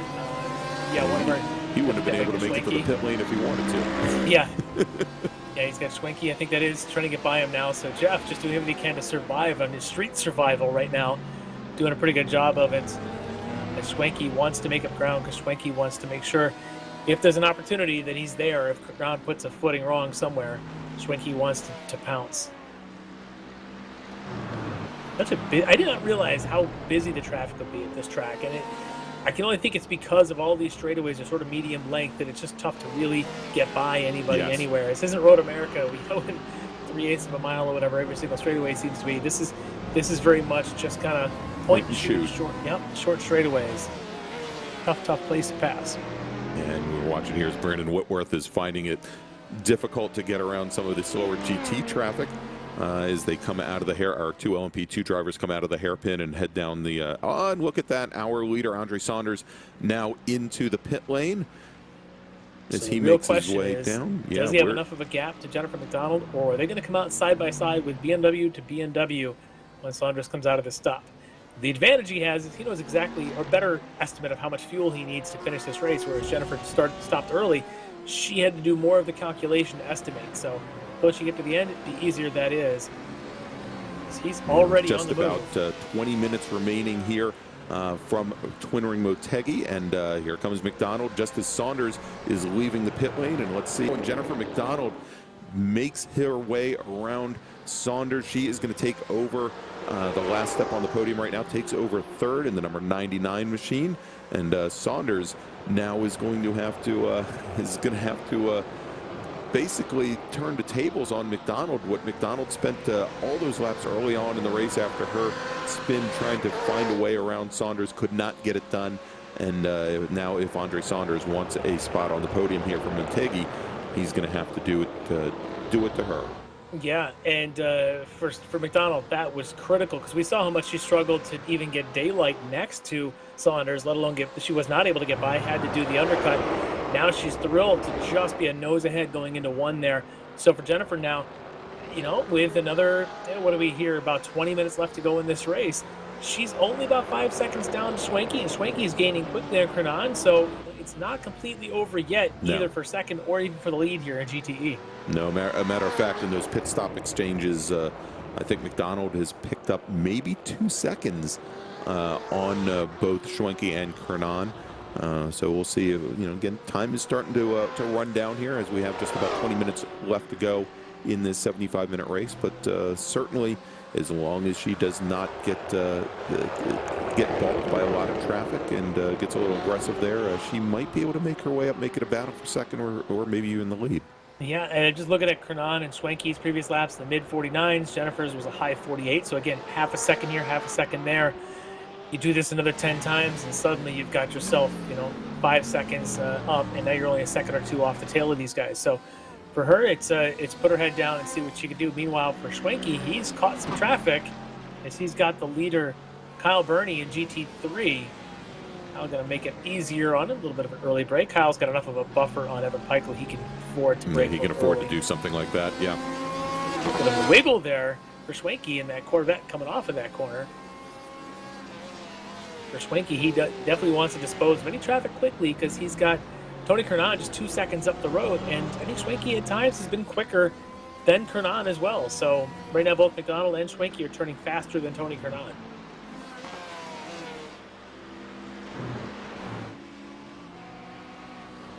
All right, let's jump back. We'll look in on Chris Thorman and his number 60 Lamborghini, trying to take a position away from Jason Burney. And Thorman, great interview earlier, proprietor of Texas Elite Proforma, Texas Elite Graphics, one of our sponsors here in the Ricmotech World Challenge, and putting in time behind the wheel as well in that D2D e-racing machine. And looks like he might have something for Mr. Burney here. He's definitely pushing him hard, and any little mistake that Mr. Burney makes is going to be an opportunity for Chris Thorman in that Lamborghini to try and get around the Mercedes. He's trying. He's right there. This might be another one of those cases where you've almost got to be on someone's tail at corner entry and get on that gas as if they're not even there. Hope to be alongside before the end of the next straightaway. That's about the only way to really make a move at someone here at Twin Ring. Place is tough. As they're going to catch up to another car up in front of them just a little bit. Yeah, I think that's is that Michael Key in the 98 machine, I believe, or Scott. Maybe Scott Brooks in the black Scott Ferrari. Brooks. Yep.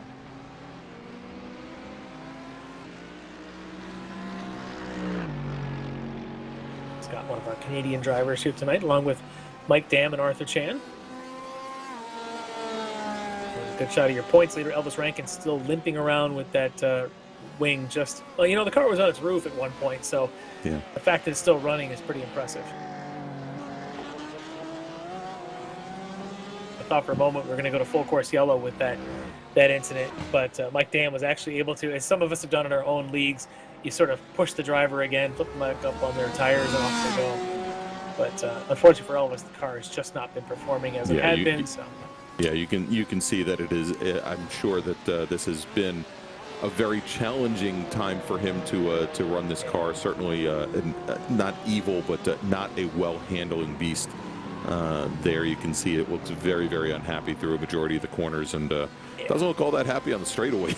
Yeah, and I just overheard his chat. I think he's just kind of saying didn't want to wreck you there as Russ Ruddock goes on by him there in that. Oh, and we've got Chris Thorman. We're just saying all those things about him. He has put himself off to the side and into the wall, trying to get turned back around. Thorman. You know, with that rear-engine car backing into the wall, might not have been the best thing for him, but looks like that battle that he was having with Jason Burney is now done. As we jump back up for a moment here, let's take a look at our LMP2 battle with Arthur Chan and Brandon Whitworth. Is Whitworth now, he's chopped off a little bit more time. I think the last time we looked, they were about a second and a half apart. Now about 1.1 seconds separating them, as Whitworth is going to have to work through traffic, and there we go. Through that Chris Thorman traffic we were just kind of highlighting there. He kind of got himself, Chris got himself right in the middle. And now who's that off to the right side of that? That is Elvis Rankin. That appears to have gone around, yeah.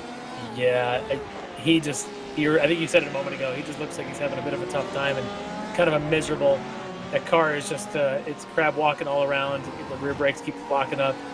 But if anyone's got the skills to keep it pointed mostly in the right direction, it's Elvis Rankin. Almost like he's driving in the rain. The things just can't drive straight. Yeah, you can see as soon as he gets on the throttle, the rear end steps out. I think that right rear has probably got quite a bit of toe out, which is creating some issues for that car. Yeah, the fact that he's turning the laps that he is at all is pretty impressive. I think I would have just parked it after being on my roof and flipped back over. But for Elvis, hey, it's all about seat time and just keep going. As we go back to Andre Saunders, currently fourth, trying to chase down Jennifer McDonald, but he... Yeah, I would say, and look at this, Mike Dam in the number 93 Porsche. He's making up a lot of ground on Andre Saunders. I think some of that may have been something to do with Saunders, because remember, he was right behind Jennifer McDonald. He's now 13 seconds or so behind Jennifer, so I'm wondering what happened to... Well, let's take a look here as we flash up the last number of laps on the screen. Mike Dam obviously turning fast, picking up 12 seconds. You can see there was that one lap from Saunders, lap 30, so about 3 laps ago, ran a 2:15, almost 15 seconds off. Well, heck, it was almost 25 seconds off of the previous lap's times. So definitely an issue a couple laps ago for him, and that has put him right in the sights of Mike Dam, trying to get back up into 4th position after having run early on, having started on the outside pole for tonight's race. Yeah, for Saunders, at one point he led this race for quite a bit, just needed a good clean stop and had a good shot to still come home with the podium, and now he's back in 4th, just about to get overtaken by Mike Dam, who has had his own issues tonight. For Saunders, it's a little bit of what could have been one mistake around here, cost you a lot of track position. Mike Dam back to the scene of the crime right here. Probably going to break a little earlier this time. Yes, maybe just getting onto the binders about 5 feet earlier, and stays out of the back seat of that BMW. Yeah, that's a good move tonight.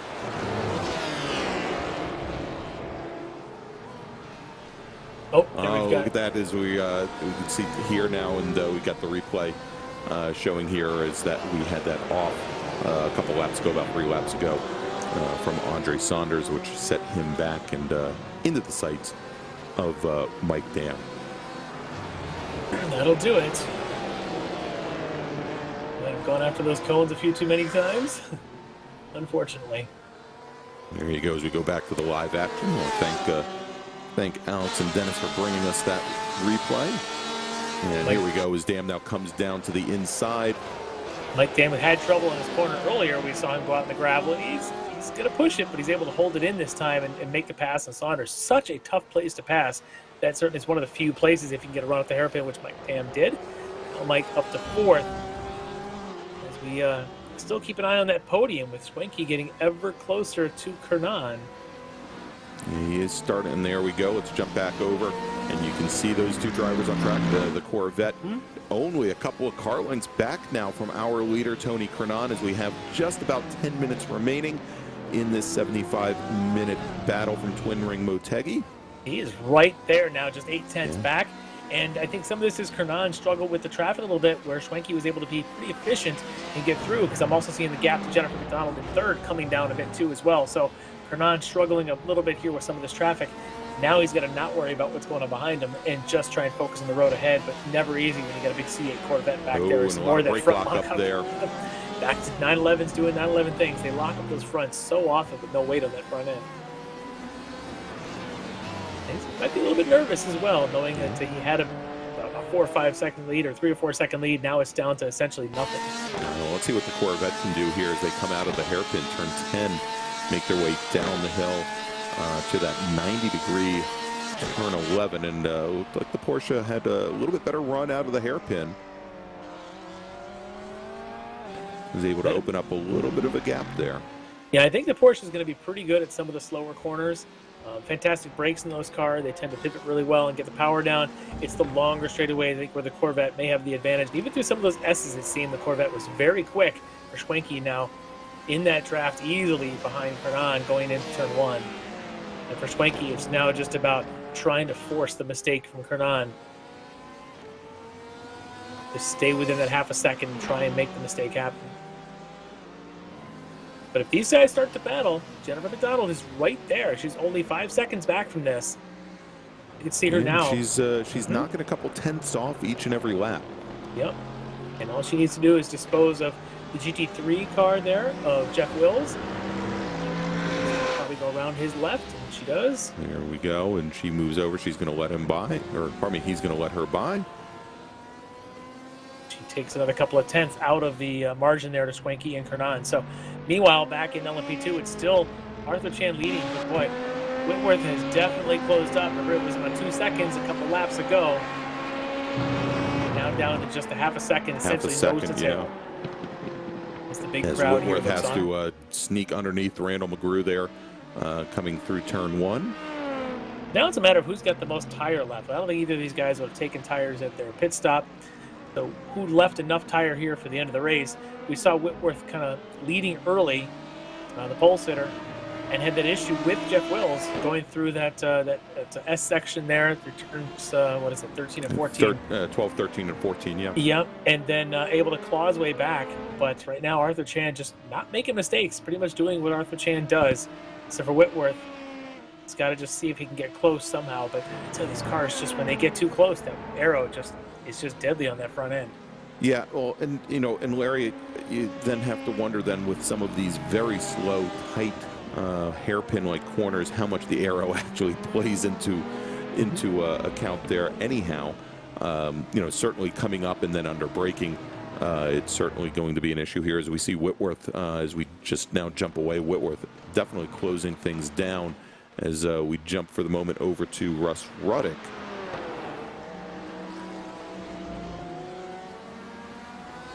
And then back to the leaders here with Kernan and Schwenke. And again, Jennifer McDonald taking another couple of tenths out, but with only about 7 minutes. There. It's only going to be about maybe 4 or 5 more laps tops. So she's going to lose opportunities. What she really wants right now is she wants Schwenke to stick his nose inside of Kernan and these two guys to go side by side for a couple corners. Exactly, and to bring those two back to her. As we now are just about 6 minutes out from the checkered flag here.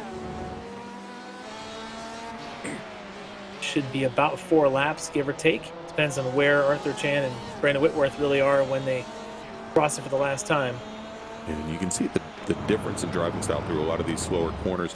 With Schwenke in the Corvette taking much later entries, trying to open up these corners a little bit more than the Porsche. The Porsche with a slightly shorter wheelbase, a little bit more nimble around the corners, as you mentioned, definitely able to drop. And both of those cars now rear-engined, of course, but the Porsche with the engine back over the back of the rear axle, really able to drop it, drop that rear end down and get a lot of a lot of grip out of the corners. The Corvette should be a little bit more balanced, certainly in the high-speed stuff. Yeah. Being the mid-engine, the weight's a little bit more in the front, whereas the Porsche is a little bit rearward. It's, again, it starts and stops pretty well. The braking's great. It tends to really plank another corner. It's the higher speed stuff where the Porsche is a little bit twitchier. Twitchy. It doesn't have the legs either. So it's very interesting to watch these two kind of back and forth a little bit, with Kernan having that advantage maybe for the hairpin. Schwenke comes back with maybe some of the higher speed corners. Some of these 90 degrees, maybe a little bit easier to kind of throw it in and get the power to really push that car then down the short straightaways. Ooh, and a little bit of wiggle from the Corvette, as he loses a little bit of ground there as we jump back a little bit further in the field right now. And this is Bobby Childs, Thorman, and I think we've got Jeff Wills sitting right back behind him as well. No, that isn't Wills. I'm sorry. Glover. Yeah, it's Baron Glover in the the GTE. the GTE Corvette sitting back behind him. Thorman and Childs, though, are really putting on a teammate show here. A couple of Italian supercars here battling it out. For Childs, he would love to get on by his teammate there if he could, but yeah, but and you saw right behind them, Larry, is coming up is that battle for the lead in GTE. It's coming. Just a couple car lengths back from them. Which means those guys are going to have a tough time getting through not just the two GT3s, but they're also potentially going to have to get past, as we were just talking about, Baron Glover. Baron Glover and his Corvette, the number 13 machine. And again, with time running down, it may be something that can help Jennifer McDonald out just a little bit. It seems to be closing things down once again. Picked up about 3/10 on Schwenke that last time by. This is her opportunity if there is one. She needs that traffic to really slow them down. And you can see there Glover's going to come right back across her nose. Glover trying to get out of everybody's way. He's at least out of those two way, and he still got it. Jennifer still skipped by, but now you got this battle of the teammates, and there we go. Unfortunately, Childs into the back of Thorman going into turn 2. And that allows both of our GTE drivers through. And I'll tell you, for a moment there, it looked awfully close for Tony Kernan as those two D2D iRacing Lamborghinis went around. The nose of that Porsche was awfully close from getting clipped. Sure, he was thinking of an opportunity to get by, not realizing that these guys, not thinking that there would be any contact. Unfortunately, for Bobby Childs, he did, as you can see now, the under investigation there as Childs taps into the back of Chris Thorman. Thorman gets the worst of it, but we're very lucky, as you mentioned, for Kernan not to get caught up in that, be very quick and get out of the way. All right, let's take a look here. And we'll take a look at the replay here. Those two Lamborghinis getting together just ahead of our GTE leaders under braking. And yeah, little tap of the rear, and you could see that last second avoiding move there by Tony Kernan. Thorman went a long way. Yeah, he did. Wow, all the way to the wall out there. So yeah, I would not be surprised to see a drive-through penalty issued, as the stewards here are on top of that stuff all the time. But for Kernan really kind of lucked out to not to get caught up in that. And now with just about 2 minutes to go, should be about 2 laps this plus one more, as I'm kind of looking at our hairpin there for Arthur Chan. This could be. He could be coming up across the stripe at about probably at about 1:13:40. Yep. So 45. for Arthur Chan, this could be about to set up white flag here next time by, which means that everybody else that just went by in front of him is going to get one more after this. For Arthur, just a 1.5 seconds advantage on Whitworth, who had the pole and the early lead.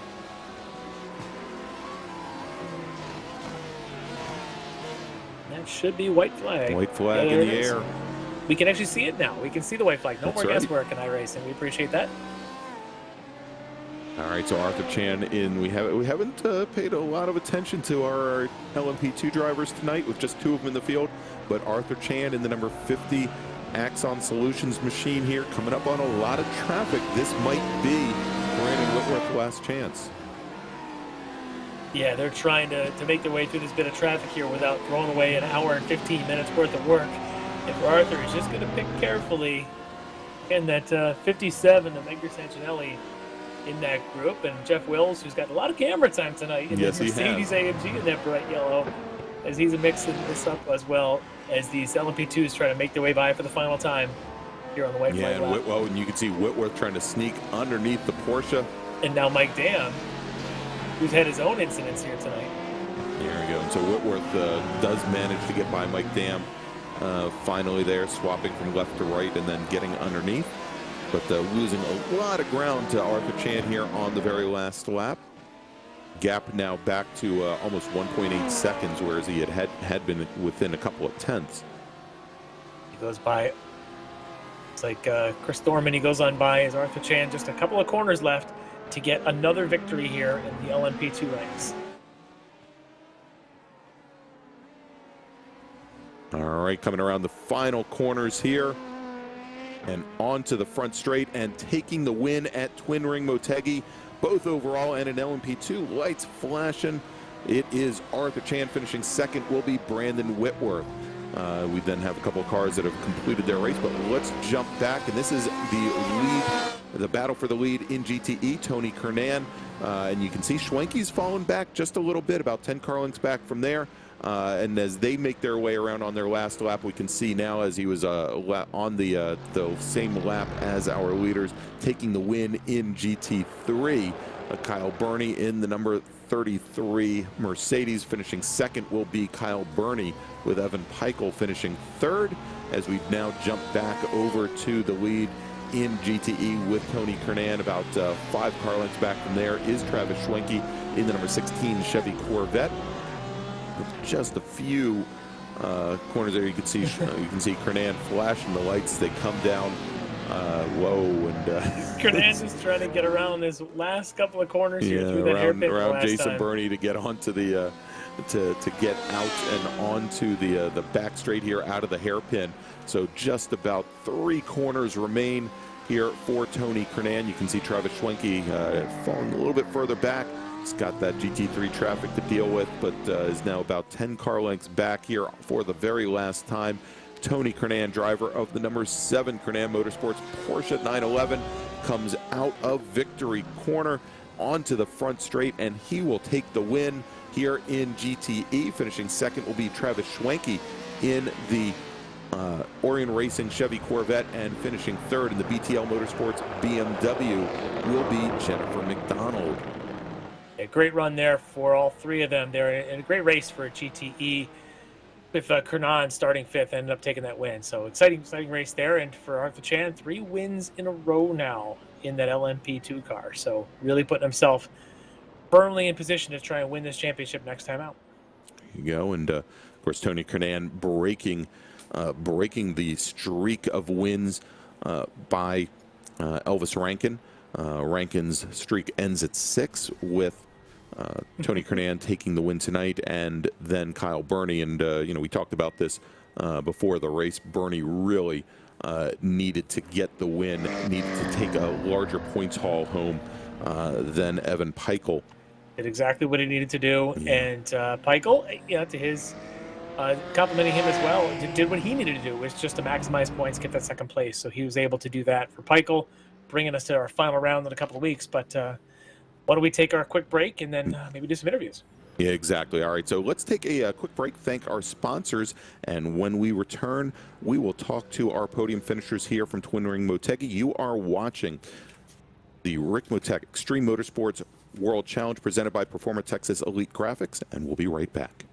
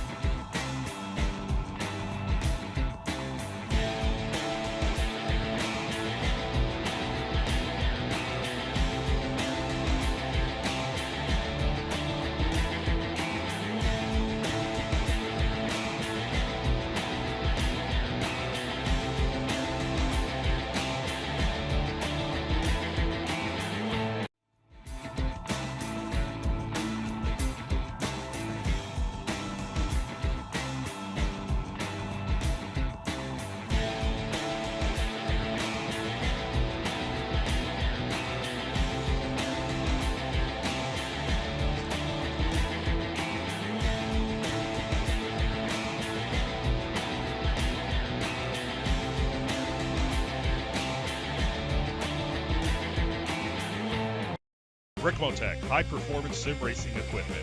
There's only one place to go, Ricmotech. And we're back here at Twin Ring Motegi for the Extreme Motorsports Ricmotech World Challenge. I'm Greg Ginsburg along with Larry McLeod. And Larry just witnessed a great battle here in Japan in the Tochigi Prefecture across our 3 different classes. Let's start to bring in some of our winners tonight. We'll bring them in, and first up to talk to us is going to be our winner in LMP2. That's Arthur Chan. Arthur, congratulations on 3rd victory in a row. Not the biggest field tonight, but still a very tough battle with Brandon. Walk me through that a little bit. Yeah, thanks very much, Larry. Yeah, the race was pretty straightforward. I was losing a bit of pace on Brendan at the beginning there. I think it just took me a little while to get comfortable with the car. I didn't want to make a mistake. I think a big part of this track is not driving off of it, and if you can do that, you can do decently well. Yeah, it was really unfortunate what happened to him around turn 12 with that other car. That obviously gave me a huge advantage jumping ahead. And after that, it was just keeping the gap on him, trying to go through the traffic as efficiently as I could. I know he hit some bad traffic in the first stint, and I hit some bad traffic in the second stint, so kind of bounced off at the end. And with these LMP2 cars, once you get within a second, you can really feel the loss of downforce. So it's, for me, for the second stint, it was really just a matter of keeping it on the track and not making any major errors. It seemed tonight, you mentioned about the traffic, how you early on caught some, and then maybe Brandon caught some later on. This place seems narrower than it even looks. Does it drive that way? Is this just that difficult to make these passes, even the faster LMP2s against some of the slower GT cars? Well, when it gets into the braking zones, we don't seem to brake any better than anyone else, especially the ABS cars. And with these low-speed corners, we're really out of our power band. So accelerating out, it seems to take forever to get even alongside the GTE cars, especially. So it was just a matter of playing it patient, trying to predict what's coming up ahead. In the LMP2 class, we were actually slightly tight on fuel with our 90% tank, so there was a little bit of fuel saving going on at the beginning. So lifting and coasting if I saw that I was coming into some heavy traffic through turn 3, 4, for example. So much to think about in a race like this, not only about just trying to stay on the track and making passes, also in the back of your mind trying to save a little fuel so you don't run out for the end. So wow, it's a lot going on, but you managed to come away with the victory and with 1 round to go in a pretty good position in the championship. Anybody you want to thank for tonight's win? For tonight, I think I'd like to thank some of my friends and family that follow me in these sim racing adventures. And this is obviously a really good season for myself, my other half, and my dad, and some of my friends from abroad as well. So I'd really like to thank them for keeping up with the races, watching the broadcasts that you guys do such a great job on, and just sending me good luck before the race. Well, they've definitely been able to cheer on a lot of your successes this year, and with 1 round to go, it's getting to be a pretty good finish for you in the season. So congratulations on the win tonight. Looking forward to seeing you at Monza in a couple of weeks. Okay, thanks very much, Larry. See you next time. Thanks, Arthur. All right, there you go. That was Arthur Chan, driver of the number 50 Axon Driving Solutions LMP2 car, took the win tonight. Next up, we're going to have Kyle Burney. He is the driver of the number 33 DNA Motorsports Mercedes, tonight's winner in GT3. Hey, Kyle, congratulations on the win tonight. If there was anybody tonight that needed desperately a win, I think it was you, and you delivered on all accounts. Walk me through a little bit of that and how it kind of played out for you. Yeah, thank you. No, you're right. I needed that win. I needed to do what I could to break Evan of his 3 or 4 race win streak that he had going on there. I was tired of getting second places. But the Motegi's always, I've never really been a fan of the track, but I've always been fast at the track. So for me, the biggest hurdle tonight was just qualifying and trying to get pole, because it's always been a weakness of mine, is just qualifying. And once I got on pole, then I knew that I was going to be able to do it, especially with the margin that I had. And then seeing practice times where I was only a couple tenths off of Evan was running for his qualifying times is what I was running race pace. So I knew that I had the race pace, and as soon as I got on pole, then from there it was just kind of tunnel vision, head down, focus forward, and go from there and make sure I hit my marks and plug away and just be as consistent as I can. And it's it's been a while since I've had a race as good as this one, with very little mistakes and very consistent lap times over the course of the race. And overall, it was just really good and exactly what I needed. Yeah, your first win since early in the season at VIR, so kind of sets you guys up in a bit of a battle heads up going into the last round, which he's probably gonna have a couple of points on you. I haven't looked at the math and everything, but have you looked ahead a little bit at Monza now, or have you kind of waited until you got past Motegi before you start practicing for Monza? Waited till I got past Motegi, but Monza will be interesting. It's not a strong track of mine. At least it hasn't been. I haven't raced there in a while. But it's similar to Le Mans in that as long as you can keep up in the corners, you can stay with people within the draft. So making sure you have a clean car, making sure that you don't get slowdowns in the chicanes because they're very easy to do, especially the second chicane. And just making sure that you're able to have a decent car through the corners to keep the speed up, but then fast down the straights and stay within the draft, then you should be able to keep it up throughout the whole race. Yeah, I'm looking forward to see this battle as it comes down to you and Evan here right at the end. But a great win tonight from flag to flag for you there, Kyle. Anybody you want to thank for tonight's victory? Just thank you very much for that, and then thank you guys. Obviously, great broadcast that you guys put on, and then everybody over at Extreme Motorsports and Ricmotech for putting on the series. Thanks, Kyle. Congratulations, and we'll see you at Monza in a couple of weeks. Thanks, guys. All right, there you go. That was Kyle Burney, driver of the number 33 DNA Motorsports Mercedes AMG, tonight's winner in GT3. And next up, Larry, is going to be our GTE winner, Tony Kernan.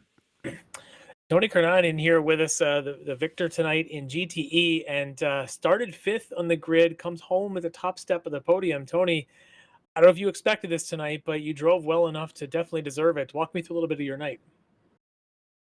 No, I didn't expect it at all. I had a lot of things kind of go my way for sure tonight, but I mean, honestly, it was kind of a boring race for me. I was kind of hoping to be a little more entertaining, and Travis, he pitted early, and I was expecting to come out real close to him when I pitted, but luckily I had a little bit of a gap and was able to maintain it.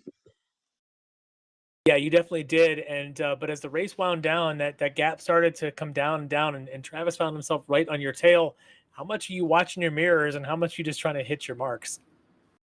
Oh yeah, it was both. I could feel the pressure for sure.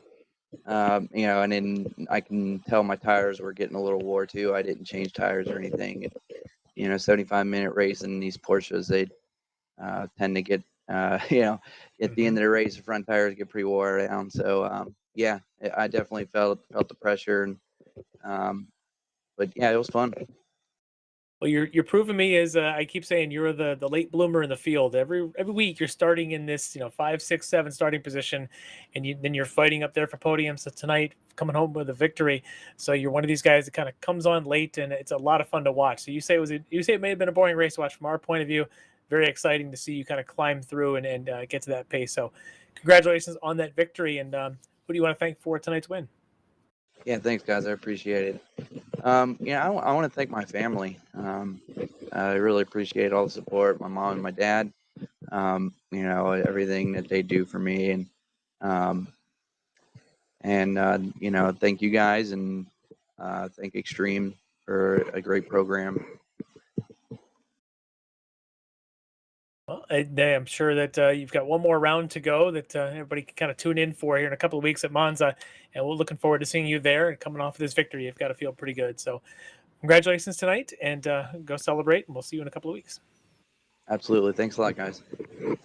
All right, there is Tony Kernan, winner tonight in GTE, and the number 7 Kernan Motorsports GTE Porsche 911. And Larry, with tonight's finish in GTE, I think we're going to see some very big changes in the points order as our drivers who are 3rd, 4th, and 5th in the points coming into the evening didn't necessarily finish in that order. So we'll definitely fill you all in when we get to Monza in just a couple of weeks.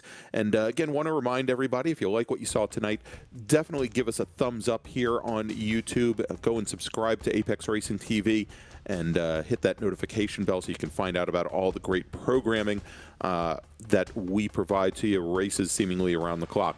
And so, Larry, let's go. We'll take a look at events that we have coming up here in just a few weeks. Next week, June 14th, the finale of the Ricmotech Sports Car Series. They will be at Road Atlanta. In 2 weeks, we will have the finale, not 3 as we normally have, but just 2 weeks. We're going to have the finale of the Ricmotech World Challenge, as you mentioned, going to be at Monza for the 75-minute finale. And then in 3 weeks, June 28th, it is going to be the season opener of the Classic Sprint Series. Our Mazda MX-5 drivers, they will be at Interlagos. So they're going to be going down south of the equator, and it should be a good time with them in 3 weeks. So, Larry, again, great evening tonight. We want to remind everybody that you can visit extrememotorsports99.com for official results and series information for all of the Ricmotech World Challenge, and also the other road racing series as well. And Larry, any final thoughts before we sign off? This track, a lot of folks say it's not always their favorite, but I think it was an interesting night tonight. Watching the traffic management, watching a couple of changes here, and I think you're right about the GTE going to the final round. It's going to be a heck of a battle for the second and third steps of the podium there, and the GT3 battle is going to be heads up. I'm looking forward to it. Monza's always one of my favorite places. There's just no better setting for championship level motorsports. Yeah, I can't wait for it as well. So for Larry McLeod, for our great folks with Apex Racing TV off in the booth, Alex Simpson and Dennis Branch, I'm Greg Ginsburg, and we will see you next week for the Ricmotech Sports Car Series from Road Atlanta. Ricmotech, high-performance sim racing equipment. There's only one place to go, ricmotech.com.